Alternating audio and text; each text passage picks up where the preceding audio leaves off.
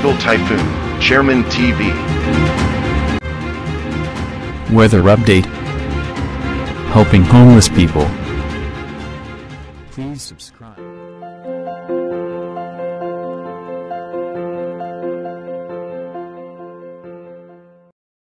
Magandang umaga po, ito po ang latest update natin ngayong araw, October 20, 2025.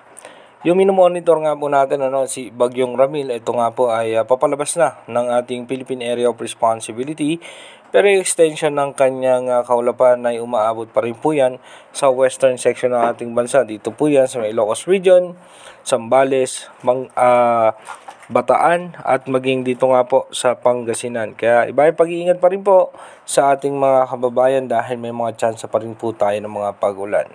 At tayo naman po sa ating advanced weather forecast ng European Center, meron pa rin po tayo nakikitang mga posibleng low pressure area na mabubuo at magpapaulan dito nga po sa ating bansa. Sa ngayong araw nga po, asahan natin na magiging maayos at maganda na ang lagay ng panahon. At asahan naman natin na magkakaroon tayo ng mga biglaang pagbuhos ng pagulan, dulot naman po yan ng localized thunderstorm. Dumako na nga po tayo sa ating advanced weather forecast. Dito po sa ating advanced weather forecast, bukas nga po, October 21, so tuloy-tuloy na nga po na nakalabas na ng ating Philippine Area of Responsibility itong si Ramil, at habang yung easterlies naman ay umiiral sa ating bansa, kaya asahan natin yung maalinsangang panahon. Pagdating naman po ng October 22, magkakaroon nga po tayo ng low pressure area, or ito nga po ay mabubuo dahil sa pagbubungguan nga po ng dalawang hangin na ito nga po ay yung ITCZ o yung Intertropical Convergence Zone. At magkakaroon na nga po tayo ng pagbugso ng hangin na nanggagaling dito sa China na posibleng northeast monsoon o amihan.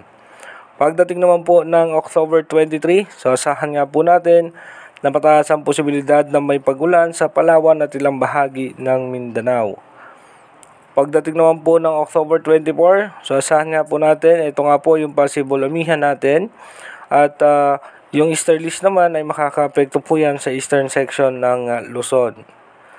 Pagdating naman po ng October 25, maayos at maganda pa naman po ang lagay ng panahon, maliban lamang po sa parte ng extreme northern Luzon. At pagdating po ng October 26, maulan nga po dito sa parte ng extreme northern Luzon dahil po yan sa shear line at dito nga po sa ating northeast monsoon. Habang yung easterlies naman, apektado po ang Mindanao, Visayas hanggang sa parte ng Metro Manila. Pagdating naman po ng October 27, asahan po natin mas lalakas pa nga itong amihan at yung shear line mas bababa pa po yan. Naabot na po yan hanggang dito sa eastern section ng Central Luzon. Kaya asahan natin magiging maulan dito nga po sa parte ng extreme northern Luzon at ng northern Luzon. By October 28, asahan natin magiging maulan pa rin po sa parte ng northern Luzon. Pagdating po ng October 29, asahan nga natin tuloy-tuloy po yung mga pagulan sa parte nga po ng northern Luzon. Yung eastern section nga po ng ating bansa, asahan natin na magkakaroon din mga pagulan lalo po pagdating ng hapon at ng gabi dahil nga dito sa kumpulan ng kaulapan. Pagdating naman po ng October 30, so asahan nga po natin na patuloy nga pong lalakas pa rin itong northeast monsoon habang sinasabayan po yan nung easterlies at nitong ITCZ.